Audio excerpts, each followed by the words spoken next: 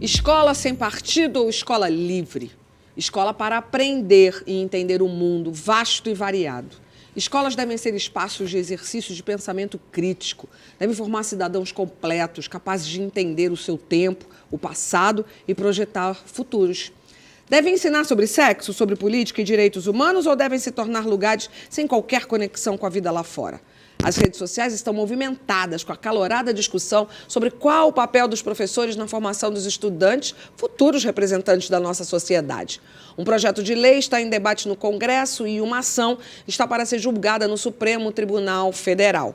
Mas, afinal, qual é o papel da escola na formação de uma pessoa? Para nos ajudar a entender os lados dessa matéria, a gente recebe o educador Daniel Cara já respondendo essa daí. Qual é esse papel da escola, pelo amor de Deus? Bom, o papel da escola... a educação é uma área que é construída há muito tempo, né? Ela tem uma história extremamente extensa. Se a gente pegar o que é o conceito de educação mais consagrado em toda a área da didática, da pedagogia, educação é apropriação de cultura. O que é cultura? Cultura é tudo aquilo que o homem fez para... O homem, as mulheres fizeram para superar a natureza. Então, educação são artes, educação são todas as expressões que o homem criou para conseguir lidar como sociedade. Então, as linguagens, as línguas, educação é a matemática, é a ciência.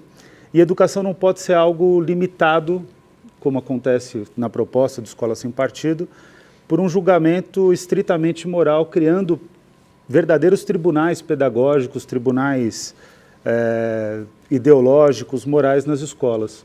O professor ele tem que ter a liberdade de poder ensinar aquilo que ele tem de melhor, aquilo que vai garantir que os alunos se apropriem dessa cultura e que sejam pessoas plenas. O Brasil ele tem uma estratégia, uma tradição pedagógica que colocou o aluno como culpado do processo de ensino no primeiro momento. Então, os alunos reprovavam. A escola brasileira é uma das escolas que mais reprovavam no mundo. Até a década de 90, o Paulo Freire, secretário de Educação de São Paulo, determina a progressão continuada. O que é a progressão continuada? Os alunos simplesmente não podem reprovar, eles têm que ter aula de reforço. Por que isso é importante? Porque a reprovação ela é uma das coisas mais danosas para a vida de um estudante, para a vida de uma pessoa, porque ela parte do pressuposto que ela fracassou. Depois dessa fase, na década de 90, a culpa passa a ser do professor. Então, o Brasil constitui sistemas de avaliação de larga escala, que vão avaliar o quanto que os alunos aprenderam, mas culpabiliza o professor pelo não aprendizado do aluno.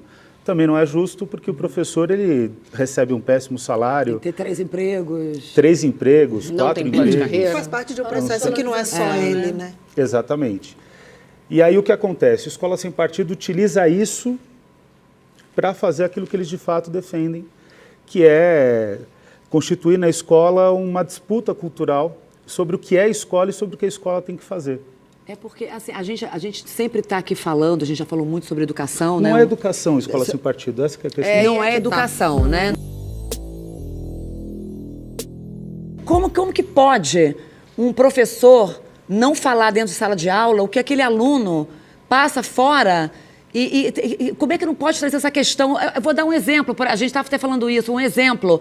Uma criança que vê o pai batendo na mamãe uma vida. Como é que você não leva uma questão dessa para discutir a violência, por exemplo, na escola? Você não pode discutir gênero, você não pode discutir nada. Que neutralidade é essa? Essa neutralidade não existe. O problema, imagina, numa aula de biologia, você não pode apresentar o darwinismo, porque também tem que apresentar o criacionismo, que não é uma perspectiva científica. Não dá para explicar a origem dos seres humanos com base em Adão e Eva. E tem, na verdade, uma defesa enorme. Eu tive agora no processo eleitoral contato com o movimento terraplanista. Aliás, o Olavo de Carvalho, que é um dos ideólogos do Jair Bolsonaro, tem defendido que o Newton, na verdade, é um charlatão. Quer dizer, Meu então, Deus. a gente perdeu as referências. Agora, qual é o ponto que eu acho que é o ponto dramático dessa história? Eles não estão preocupados com a escola, nem estão preocupados com a educação.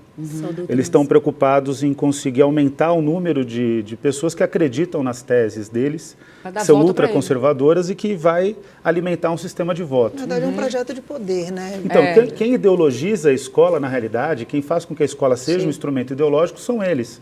Só que, habilmente, eles construíram um projeto que se chama Escola Sem Partido, que aí acusa tudo aquilo que vinha sendo feito e não vinha sendo bem feito.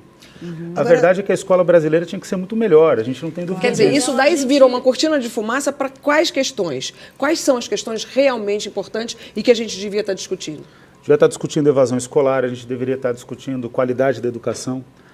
Os alunos no Brasil vão para a escola e não aprendem.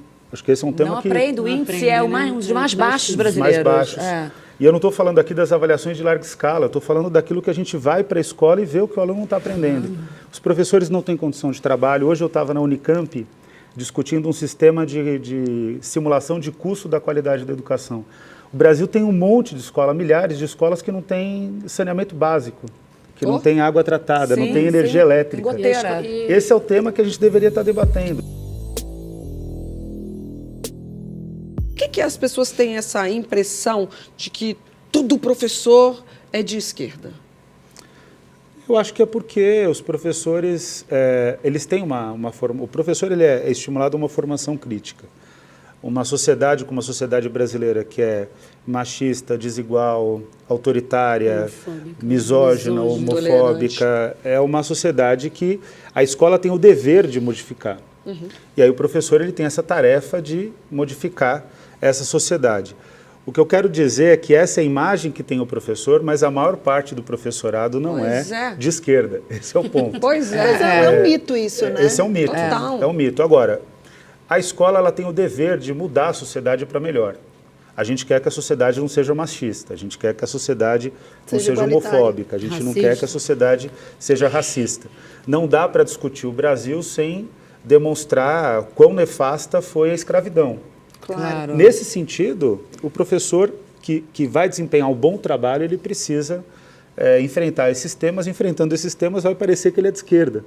Mas, na prática... Claro. E a escola precisa, uma boa escola, precisaria até das duas discussões, né? A discussão sob o ponto de vista da esquerda e até a discussão sob o ponto de vista da direita. Claro, não, com certeza. Eu tive ótimos professores de direita. Eu também, estudei no Mackenzie. Então. E como é bom também, né? Uma criança que vem de casa com questões, com todo um papo e diálogo. Ou que leve para casa, né? E leva para a escola, ou lá ouve contrário. uma outra coisa, confronta, questiona. Como é bom a criança ouvir uma outra coisa na escola que não é o que ouve em casa, para poder se confrontar, questionar, para se tornar um cidadão, né? Não, foi precisa a sua fala. O Paulo Freire ele dizia que nenhum professor pode ser neutro, porque é impossível você ser neutro. Eu quando dou aula, eu tenho a minha visão de mundo, minha posição, e eu preciso levar isso porque, inclusive, em termos didáticos, funciona mais. Você vai dar uma eu aula me comunico melhor, exatamente. Claro. Agora, eu não posso ser um doutrinador. Isso nenhum professor pode ser. Essa é uma visão do Paulo Freire. Então, vamos lá. Qual é a diferença entre o professor doutrinador e o professor que tem uma posição política? O professor doutrinador, ele impõe a visão dele. Ele não permite que o aluno tenha uma visão própria ou que questione o próprio professor. E essa pessoa pode ser de esquerda ou de direita? Pode ser de esquerda ou de direita, pode ter qualquer orientação ideológica. Agora, eu não posso ser neutro, porque se eu for neutro, eu não vou estar sendo sincero. Óbvio. E aí eu vou estar exercendo um papel que não é o papel do professor. O professor ele não é um ator, e aqui eu não estou criticando os atores. Os atores eles fazem diferentes papéis durante a sua vida. O professor ele tem o papel irrestrito de ser professor. E é um papel maravilhoso, e ele precisa ser completamente desprovido de limites para poder exercer bem E fora esse que ninguém papel. é neutro na vida, né, gente? Alguém neutro?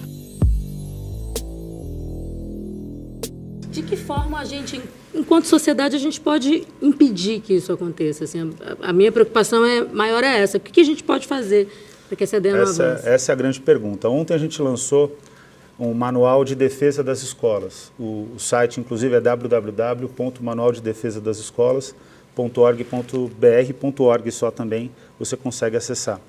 Esse manual ele vai indicar como que o professor e como a escola tem que agir caso aconteça esse problema de ataque aos professores e ataque ao ensino. Já está acontecendo. O que é dramático é que hoje o professor está sozinho. A escola não está trabalhando junto com o professor. a escola não está mobilizando os pais. Esse deveria ser um tema não para ser judicializado, ir para o sistema de justiça, mas tinha que ser um tema pedagógico. Se o pai não gosta de uma aula de um professor, ele tem todo o direito de colocar isso na escola. Se ele acha que o filho está sendo doutrinado, ele tem o direito e o dever de colocar isso. Agora tem que fazer como a Astrid faz, tem que debater dentro da escola, tem que construir um espaço pedagógico, um ambiente pedagógico para que esse debate beneficie não só a família que está indignada, revoltada, mas beneficie toda a comunidade escolar. Esse debate não precisa acabar aqui agora. Comentando aqui embaixo, você também entra no papo e curtindo e compartilhando, você chama mais gente para essa conversa. Semana que vem, você que é inscrito no canal já sabe, ele avisa quando um vídeo novo estiver no ar. Quer também? Se inscreve aqui e ativa a notificação que a gente avisa para você.